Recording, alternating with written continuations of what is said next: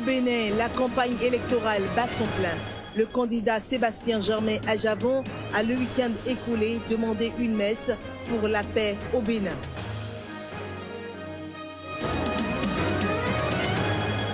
En Centrafrique, le nouveau président élu donne une conférence de presse.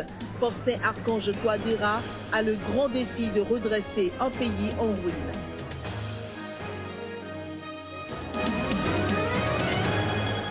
Présidentielle aux Comores, le vote s'est déroulé dans le calme dimanche. 25 candidats s'affrontent.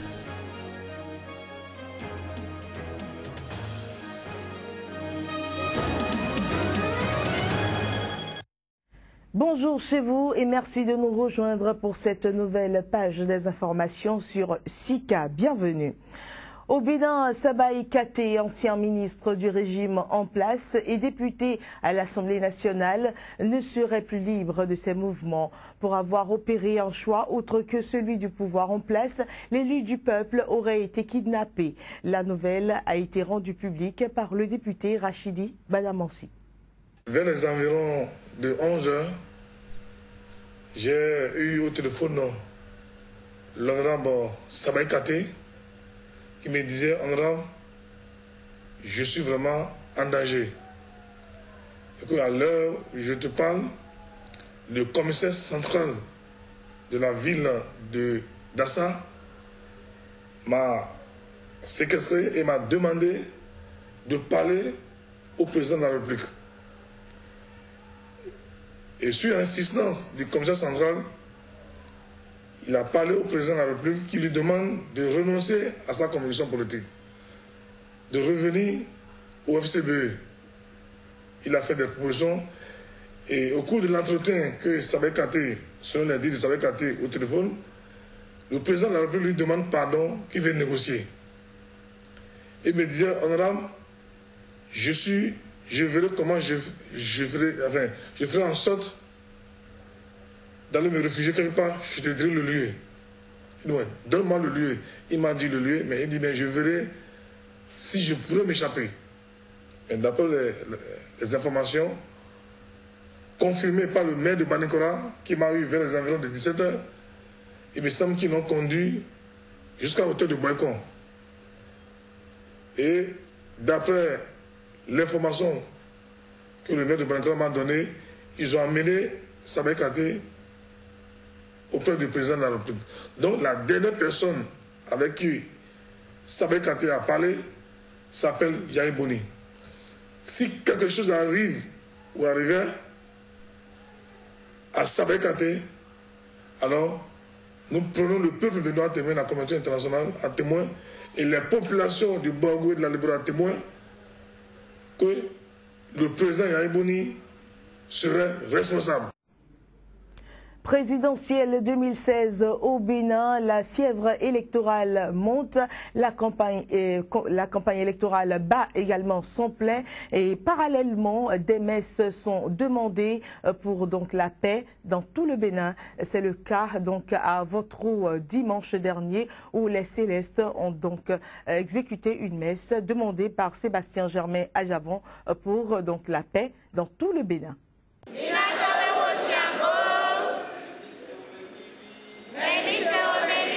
Alors que la fièvre électorale s'intensifie sur tout le territoire national, les séances de prière s'enregistrent pour que règne le calme au Bénin. À la paroisse Jéhovah Jireh de Avotrou à Akpakpa, la fête des moissons a servi de cadre propice pour véhiculer ce même message de paix.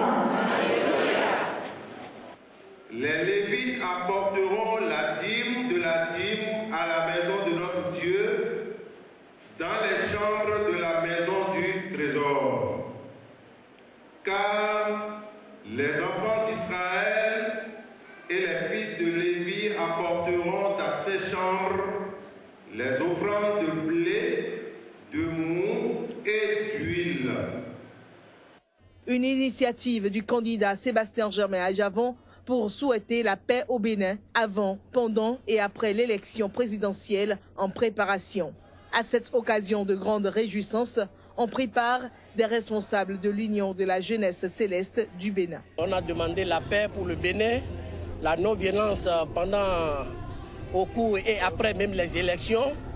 Et la tranquillité, la vie paisible de nos populations et la paix pour le monde entier. Le président Adjavon Sébastien Germain, pour la crainte de Dieu qu'il a en sa personne, il a demandé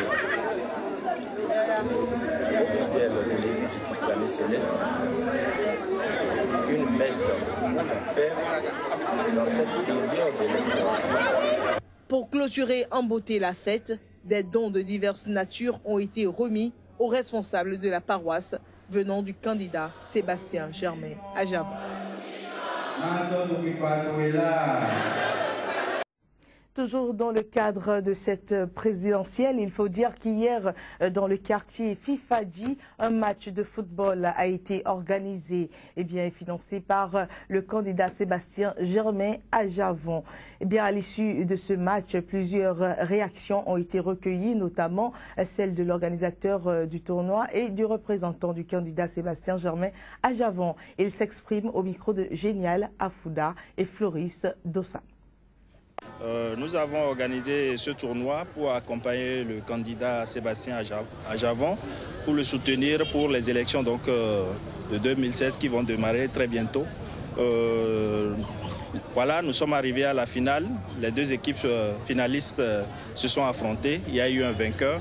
Nous venons de procéder à la remise des trophées. Nous félicitons l'équipe gagnante et que la victoire soit de notre côté au soir de mars 2016. Je meurs pour le foot, de même que lui aussi meurt pour le foot et nous avons un engagement ferme tous deux pour faire valoir ce que c'est que le foot ici au Bénin. Et je m'en vais vous dire vraiment, ce tournoi que j'ai vécu à la place et lieu du président Adjavon a été vraiment une très grande joie pour moi pour l'avoir représenté. Et croyez-moi, tout ce qui a été dit entre le président Adjavon et moi, dès qu'il sera au perchoir, la première des choses, ça c'est le foot. Nous allons essayer par sa volonté, puisqu'il tient toujours ce qu'il promet, de faire valoir le football chez nous. Ouais, nous sommes contents parce que ça n'a pas été facile, mais par la grâce de Dieu, nous avons pu remporter la victoire. C'est le moment de le remercier parce qu'il fait beaucoup pour la jeunesse et surtout pour les jeunes footballeurs. Nous ne pouvons que le remercier de faire plus parce que nous avons besoin de ces gens de personnes. Et c'est ces gens de personnes qui nous donnent de confiance et beaucoup de courage à pouvoir aller plus de l'avant. Faustin Archange Touadéra, nouveau président de la Centrafrique, va être immédiatement confronté à d'énormes défis. On peut noter déjà l'urgence de redresser un pays en ruine et profondément divisé par 3 années de violence intercommunautaire. Les résultats officiels publiés samedi l'indiquent. 62,111% des suffrages pour le nouveau président contre 37,29% à son rival, Anissé Georges Dologuélé. Le plus dur à faire, la reconstruction du pays dans l'unité, la paix pour un développement durable. L'homme a été le dernier chef du gouvernement de l'ex-président François Bozizé. Le renversement de ce dernier en 2013 par la rébellion majoritairement musulmane de la Séléka a précipité le pays dans un cycle de tueries intercommunautaires. Touadéra hérite à 58 ans d'un très lourd passif économique, sécuritaire et social. L'heureux élu a donné une conférence de presse. Mes chers compatriotes, ainsi de manière souveraine, en toute liberté et en toute transparence, vous avez décidé de me confier la charge de président de la République. En se rendant aux urnes, le 14 février 2016, dans le calme, ils ont une fois de plus manifesté leur sens de responsabilité dans l'attachement au retour à l'ordre constitutionnel normal et à la démocratie. Nous allons transformer notre pays en un vaste chantier offrant des opportunités d'emploi aux jeunes, créant de richesses pouvant être redistribuées de manière équitable. Ensemble, nous allons raffermir l'égalité réelle entre les hommes et les femmes. Nous allons accroître la participation des jeunes à la vie publique. Nous allons consolider la paix dans notre pays. Un des pays les plus pauvres de la planète, malgré son potentiel agricole et minier, la Centrafrique est restée coupée un moment de ses recettes. C'était du fait de sa mise en coupe réglée par les groupes armés. Ceux-ci se sont érigés en douaniers, cadres des impôts. Les Nigériens ont voté dimanche pour la présidentielle et les législatives. Les élections couplées qui se sont déroulées dans le calme, mais marquées par des retards à l'ouverture de plusieurs bureaux de vote à Niamey. Près de 7,5 millions d'électeurs étaient appelés aux urnes. Ils ont choisi entre 15 candidats dans le cadre du scrutin présidentiel. Les résultats sont attendus dans les 5 jours qui suivent le scrutin. Mais selon une source proche du ministère de l'Intérieur, les résultats pourraient être proclamés déjà mardi ou mercredi. Eh bien, il faut dire qu'à présent, nous vous proposons de suivre quelques réactions juste après le vote d'hier dimanche. Dans l'ordre, vous suivrez la réaction du président sortant, Mahamadou Issoufou, suivie de celle du chef de file de l'opposition, Seyni Oumarou, et de celle de l'épouse de l'opposant, Ama Amadou, actuellement incarcéré dans l'affaire de trafic de bébés présumés. On n'est plus en campagne. Maintenant, il faut être patient et attendre quelques heures. On verra les résultats qui vont sortir des urnes. Je souhaite bien sûr que ces élections se déroulent dans la paix, que ces élections se déroulent dans le calme. De toutes les façons, il n'y aura qu'un seul vainqueur. Les premières impressions que nous avons, en tout cas que ce soit dans la capitale même, que ce soit à l'intérieur, nous inquiètent, c'est-à-dire par rapport à l'impréparation, en tout cas au niveau de la CENI. Nous avons eu déjà à relever, disons, certaines inquiétudes il y a 2-3 semaines. Et malheureusement, aujourd'hui, on se retrouve devant des situations qui, dans certaines localités, commencent même des fois à dégénérer. J'ai voté à lieu et place de mon mari, de M. Hamamadou, candidat à l'élection présidentielle. C'est vrai, il était absent, mais les militants ont tenu l'engagement. Ils étaient déterminés à battre campagne à lieu et place de Hamamadou. Donc, aux côtés des militants, nous avons battu campagne.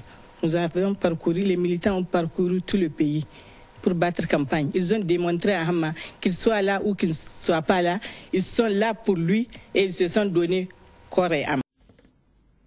Les Comoriens ont également voté dimanche dans le calme pour le premier tour de la présidentielle. Pour ce scrutin, s'affrontent 25 candidats sur fond de suspicion que les autorités ont tenté de dissiper en renforçant un dispositif antifraude.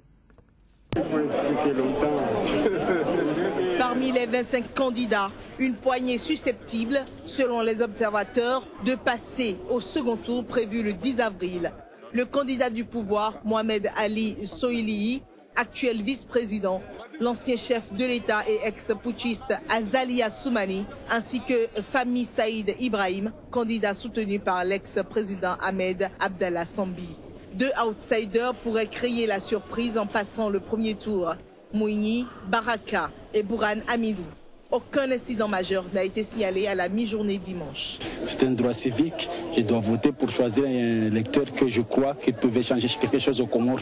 Oui, moi je crois que c'est trop important, surtout nous les jeunes, puisque l'avenir est notre main. Donc c'est un jour décisif pour nous. Donc d'après tous les malheurs qu'il y a dans ce pays, c'est à nous les jeunes de faire changer ce pays, Inch'Allah. J'appelle à toute la jeunesse de Comores venir voter en masse, Inch'Allah.